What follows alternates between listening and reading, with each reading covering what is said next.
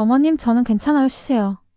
며느리는 상냥한 미소를 지으며 시어머니의 어깨에 가볍게 손을 올렸습니다. 시어머니는 며느리의 다정한 말투에 안심한 듯 고개를 끄덕였어요. 그래. 너만 괜찮으면 다행이다.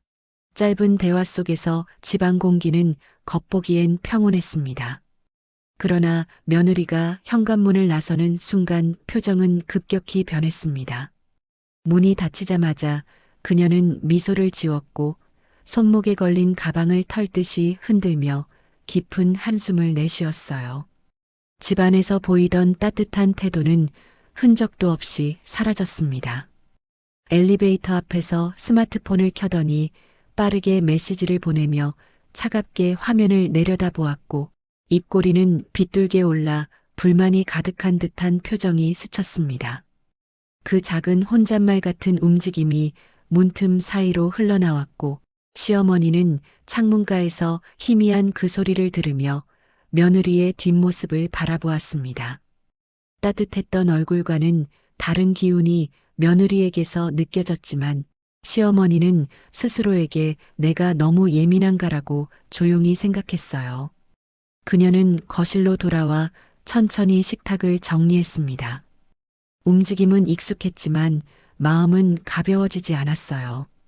며느리가 떠난 뒤 남은 고요함은 유난히 깊게 느껴졌고 시어머니는 그 조용한 공간 속에서 자신의 마음을 정리하려 애썼습니다. 그 시간 아들은 아무것도 모른 채 엄마 잘 지냈지? 라는 안부 메시지를 보냈습니다. 시어머니는 잠시 망설인 뒤 응, 괜찮았다. 라고 답했어요. 아들의 평온함을 깨고 싶지 않았기 때문이었습니다. 이날 이후 시어머니는 며느리의 표정과 행동을 더 유심히 관찰하기 시작했습니다. 겉과 속이 이렇게 다르게 느껴지는 이유를 이해해 보려는 조용한 움직임이었죠. 하지만 시어머니는 아직 알지 못했습니다. 이 작은 의심이 앞으로 큰 변화를 향해 가고 있다는 것을. 어머님, 제가 설거지할게요. 편히 쉬세요. 며느리는 다시 집에 돌아와 상냥한 말투로 말했지만 움직임은 성의가 없었습니다. 시어머니가 접시를 건네려 하자 며느리는 빠르게 손을 치우며 다른 방향으로 시선을 돌렸어요. 아, 괜찮아요. 제가 알아서 할게요. 말은 공손했지만 몸짓에는 거리감이 분명했습니다. 시어머니는 싱크대 앞에 멈춰서서 며느리의 행동을 조용히 지켜보았습니다. 며느리는 잠시 설거지를 하는 듯 보이다가 곧이어 물을 잠그고 휴대폰을 확인하며 거실로 돌아갔어요.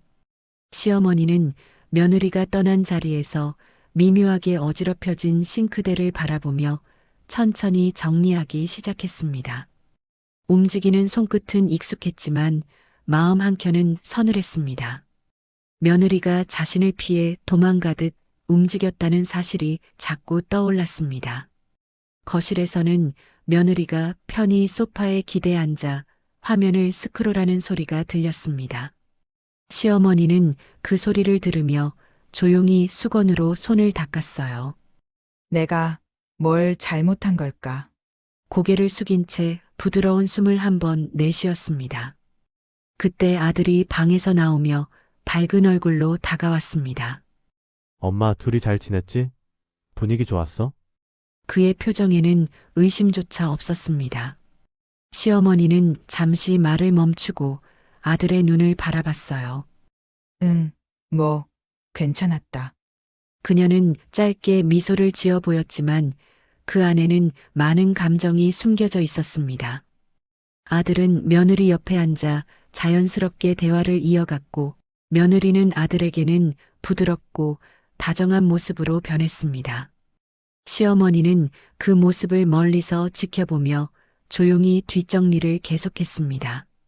부엌과 거실 사이의 거리는 짧았지만 그 안에 있는 감정의 간격은 점점 넓어지고 있었습니다.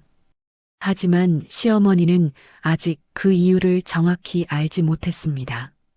다만 며느리를 바라보는 시선 속에 조용한 고민이 스며들고 있었어요. 엄마, 오늘 좀 바빠. 나중에 전화할게. 며느리는 친정 가족과의 짧은 통화를 끝내고 휴대폰을 내려놓았습니다. 방금 전까지 여유롭던 얼굴은 금세 굳어버렸어요. 남편과 시어머니가 있는 거실을 스쳐 지나가며 곧장 방으로 들어갔습니다. 문이 닫히는 소리가 평소보다 묵직하게 울렸습니다. 며느리는 방 안에서 서성이며 전화를 반복적으로 확인했습니다. 친정에서 메시지가 오지 않자 불안한 기색이 더 짙어졌어요. 큰 숨을 들이마시며 화면을 바라보던 그녀는 결국 부모에게 다시 전화를 걸었습니다. 이번엔 통화조차 연결되지 않았습니다. 잠시 후 짧은 문자 한 줄이 도착했어요. 그 텍스트를 읽는 순간 며느리의 얼굴빛이 완전히 바뀌었습니다. 손끝이 떨렸고 숨이 고르지 못했습니다. 거실에서는 아들이 TV를 보며 시어머니와 소소한 이야기를 나누고 있었습니다. 두 사람은 며느리 방에서 들리는 작은 움직임 소리를 들었지만 큰 의미를 두지 않았어요. 시어머니는 며느리가 오늘따라 더 예민해 보였다는 생각을 잠시 품었지만 깊게 물을 용기가 없었습니다. 그저 따뜻한 차를 준비하며 마음속 걱정을 감쌌습니다. 방 안에서는 며느리가 서랍을 뒤적이며 무언가를 급히 찾고 있었습니다. 자꾸만 어떻게 이런 일이라는 표정이 스쳤고 머리카락을 쥐어뜯듯 손이 머리 위로 올라갔어요.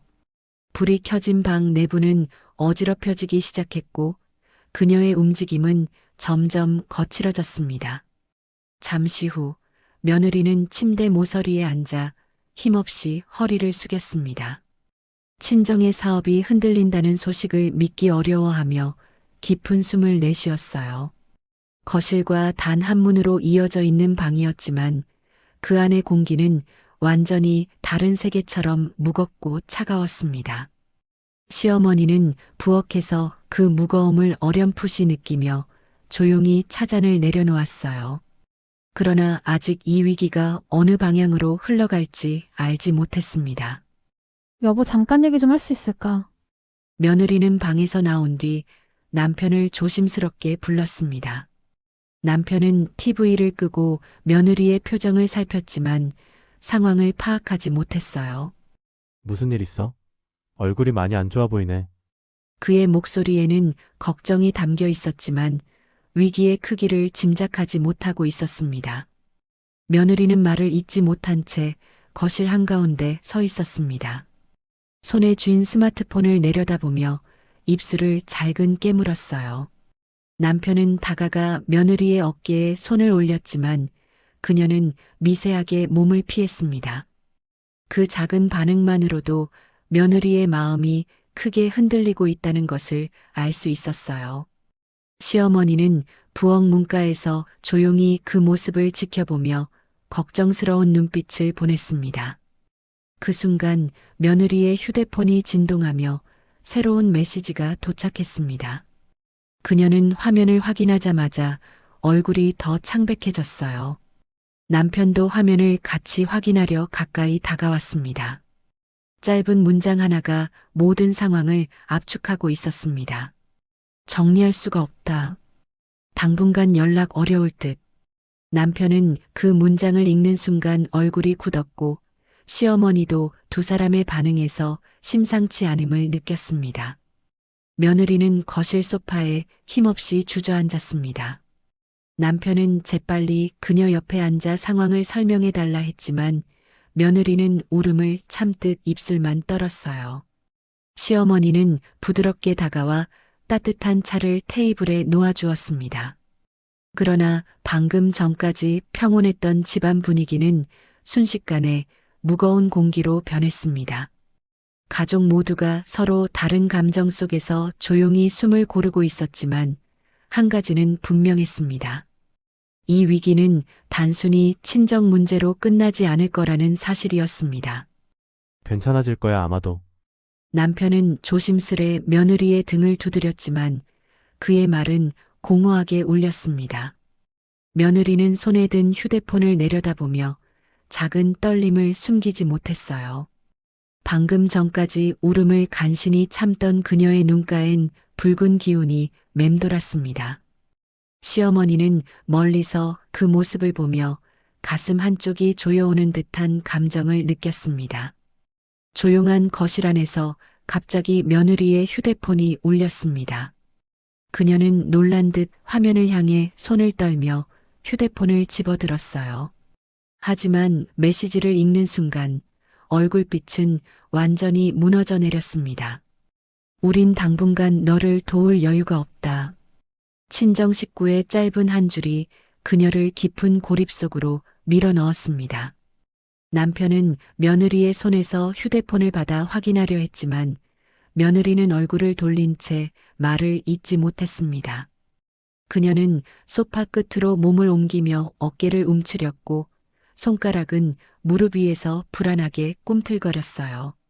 시어머니는 그 행동에서 절망이 얼마나 깊은지 느낄 수 있었고 천천히 다가가 조용히 쿠션을 건네주었습니다. 며느리는 시어머니가 건넨 쿠션을 받았지만 눈을 마주치지 못했습니다. 그저 쿠션을 꼭 끌어안고 숨을 짧고 빠르게 몰아쉬었어요. 남편은 상황을 해결하려 여러 말을 건넸지만 며느리는 아무 대답도 하지 못했습니다. 잠시 뒤 며느리는 자리에서 일어나 방으로 향했습니다. 발걸음은 무겁고 흐트러져 있었어요. 문이 닫히자 거실은 깊은 정적에 잠겼습니다. 시어머니는 그 문을 바라보며 천천히 숨을 고르고 남편은 손으로 얼굴을 감싸며 고민에 빠졌습니다. 이 순간 가족 모두는 각자의 방식으로 같은 사실을 느끼고 있었습니다. 이 위기는 이제 단순한 친정의 문제가 아니었어요. 집안 전체로 번져가는 피할 수 없는 현실이 되어가고 있었습니다. 여보 괜찮아? 남편은 방 문을 살짝 열고 며느리를 살폈습니다. 며느리는 침대 끝에 앉아 고개를 숙인 채 몸을 거의 움직이지 않았어요. 그의 목소리에 반응하려 했지만 입술이 조금 떨릴 뿐이었습니다. 방 안의 공기는 무겁고 응답 없는 정적이 길게 이어졌습니다. 남편은 며느리의 상태를 더 지켜보다 조용히 숨을 내쉬었습니다. 힘들면 그냥 말해줘. 그 말에도 며느리는 고개만 조금 떨구고 있었습니다. 남편은 더 이상 말을 이을 수 없어 문을 닫고 거실로 돌아왔습니다. 얼굴에는 당황과 걱정이 뒤섞여 있었어요. 시어머니는 아들의 표정만 보고도 상황이 심상치 않다는 걸 느꼈습니다. 많이 힘든가 보다. 시어머니의 목소리는 낮고 부드러웠습니다. 그녀는 말없이 부엌으로 들어가 식사를 준비하기 시작했습니다. 손끝은 조용하지만 단단했고 여러 생각이 스쳐 지나가는 듯 움직임엔 약간의 무거움이 담겨 있었어요. 따뜻한 밥과 국을 쟁반에 올릴 때 그녀의 눈빛에는 걱정이 깊게 서려 있었습니다. 시어머니는 쟁반을 들고 며느리의 방 앞에 잠시 멈춰 섰습니다. 은지야, 밥 조금 놔뒀다. 짧은 말 한마디를 남긴 뒤 문을 두드리거나 재촉하지 않고 조용히 물러섰습니다. 방 안에서는 며느리가 문 쪽을 바라보며 가만히 숨을 고르고 있었습니다. 그녀는 손등으로 눈가를 한번 닦아내고 천천히 자리에서 일어났어요. 완전히 문을 열진 않았지만 문 가까이 다가가는 움직임에는 감정의 작은 변화가 느껴졌습니다. 시어머니는 거실에서 식탁을 정리하며 조용히 마음을 가다듬었습니다. 어깨는 약간 굽어 있었지만 표정은 온화했습니다. 지금이라도 며느리가 마음을 조금 열어주길 바라며 그녀는 그저 기다릴 뿐이었어요. 괜찮아, 나도 잘 모르겠어. 며느리는 남편이 상태를 묻자 늘 같은 말만 반복했습니다. 그녀는 매일 같은 자리, 같은 자세로 소파에 앉아 화면을 멍하니 바라보고 있었어요. 식욕도 줄었고 잠도 제대로 이루지 못하며 몸이 서서히 약해졌습니다. 남편은 처음엔 격려했지만 시간이 지날수록 어떻게 해야 할지 몰라 표정도 흐려졌습니다. 시어머니는 며느리의 이런 변화를 조용히 지켜보았습니다. 대놓고 위로를 하면 며느리가 더 부담스러워할까 싶어 조심스럽게 거리를 유지했어요. 그러나 하루도 빠지지 않고 따뜻한 차나 간단한 음식을 며느리 앞에 놓아두었습니다. 은지야, 이것만 조금이라도 먹어. 짧은 말 뒤에는 꼭 한 걸음 물러나는 배려가 따라왔습니다. 며느리는 처음엔 그 배려조차 받아들이기 어려웠습니다. 접시에 담긴 음식이 거의 손대지 않은 상태로 남아있는 날이 많았죠. 시어머니는 음식을 치울 때마다 아무 말 없이 조용히 정리했습니다. 그녀의 표정은 늘 온화했고 실망의 기색은 한 번도 드러나지 않았어요. 대신 작은 한숨 뒤에는 더 깊은 걱정만 고여 있었습니다. 시간이 지나며 며느리의 상태는 더 무거워졌습니다. 아무 말 없이 앉아 있는 시간이 길어졌고 작은 소리에도 깜짝 놀라며 몸을 움츠렸어요. 남편은 직장과 집을 오가며 점점 지쳐갔고 마음속 불안은 커져갔지만 방법을 찾지 못했습니다. 어느 날 그는 시어머니에게 낮은 목소리로 말했어요. 엄마 나 은지 어떻게 해야 할지 모르겠어. 시어머니는 아들의 어깨에 손을 올리고 조용히 고개를 끄덕였습니다. 그 이후 시어머니는 행동을 조금 바꾸었습니다. 며느리 곁에 조금 더 가까이 앉고 조용히 방 청소를 대신 해주고 햇빛이 조금이라도 들어오게 커튼을 열어두었어요. 며느리가 아무 반응을 보이지 않아도 그녀는 매일 같은 행동을 반복했습니다. 이 조용한 지지는 점처럼 쌓여 언젠가 선이 될 준비를 하고 있었어요.